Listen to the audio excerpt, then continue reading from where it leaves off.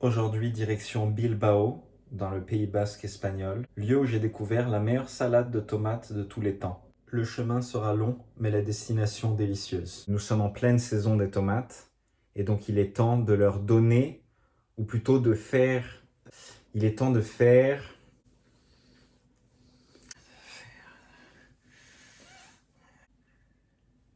C'est pas qu'on va leur rendre leur lettre de noblesse, c'est que on va écrire la lettre ensemble. Pour réaliser la meilleure salade de tomates de tous les temps, il nous faut bien entendu des tomates, un oignon rouge, que voici, des belles feuilles de basilic, des anchois, de l'huile d'olive, ici de l'huile Kaya, ceci est un post presque sponsorisé, et de la fleur de sel.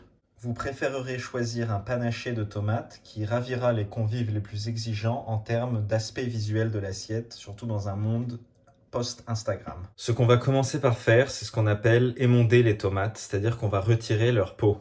On va mettre les tomates dans de l'eau bouillante pendant 30 secondes. Pourquoi enlever la peau des tomates? Je mets donc mon eau à bouillir. La peau des tomates, en fait, c'est pas très bon. Une autre chose importante, c'est de choisir des tomates qui sont mûres. C'est acide et amer. Une troisième chose qu'on peut faire pour faciliter l'émondage, l'émondement, c'est faire des petites croix. Ça va se décoller plus facilement. Ça nous détourne de la chair de la tomate. L'eau bout, je coupe le feu. Pleine de saveur, pleine de goût, pleine d'une sucrosité géniale. Donc, ça détourne l'attention de ce qui est essentiel. Et j'y plonge mes tomates pour une durée de 30 secondes. Que faire pendant ces 30 secondes? Vous pouvez regarder par la fenêtre. Les 30 secondes sont passées, je retire mes tomates de l'eau bouillante et je les plonge dans l'eau froide. Pile poil. Plus rien à faire, en gros.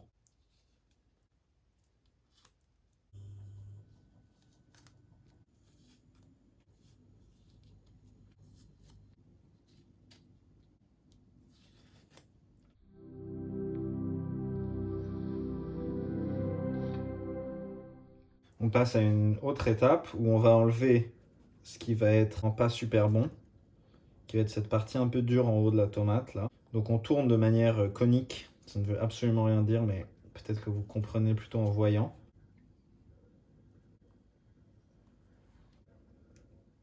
On arrive enfin à une partie plus sympa et plus normale. On va couper la tomate dans des portions généreuses.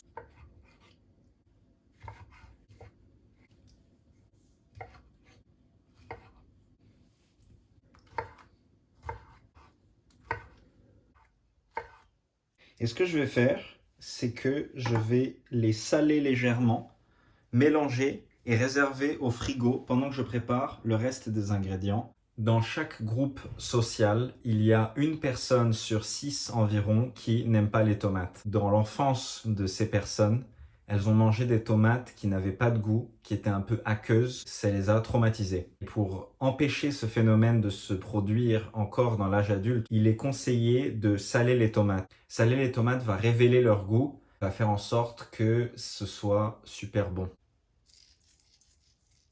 Donc j'ai bien salé, je mélange avec une certaine gentillesse. En ce qui concerne l'oignon, l'outil rêvé pour faire ça, c'est une mandoline. Et on va partir du principe qu'on n'a pas de mandoline.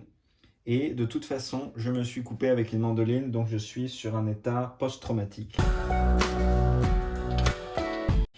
Et je préfère le faire au couteau pour l'instant. Et là, vous vous y prenez comme vous pouvez, tout simplement, pour que ce soit le plus fin possible. Il faut qu'on puisse voir littéralement à travers.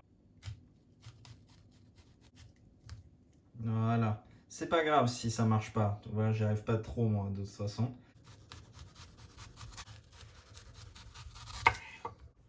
Je vais ensuite le couper un peu grossièrement. Dernière étape, le basilic. Si on triture trop le basilic, je pense que je sais pas ce que c'est d'un point de vue biologique ou quoi. Il y a des sortes de petits spores ou je sais pas qui partent de la feuille. Ça réduit en intensité de goût. Il faut être doux avec le basilic. Pour couper le basilic de manière guide Michelin, en gros, ce qu'il faut faire, c'est créer une sorte de monticule de feuilles. Je roule comme enfin je sais pas, ça vous évoque quelque chose. Je vais venir vraiment couper sans trop mettre de force sur la feuille. Je respecte le basilic. Mes tomates sont coupées, mon oignon rouge est prêt, mon basilic aussi. Les anchois, ils chillent depuis tout à l'heure. On peut passer au dressage. Je vais les déposer dans mon plat. Fleur de sel, comme ceci. Je vais disposer quelques morceaux d'oignons de manière un peu chaotique et aléatoire. Un peu d'huile d'olive, normalement avant les oignons, hein, mais écoutez, on fait ce qu'on peut.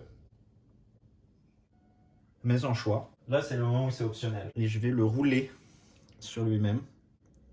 Pour une quantité comme ça, on va en mettre un seul. Je vais terminer avec le basilic. Comme ça, je vais le jeter d'en haut, voir ce qui se passe. La meilleure salade de tomates du monde.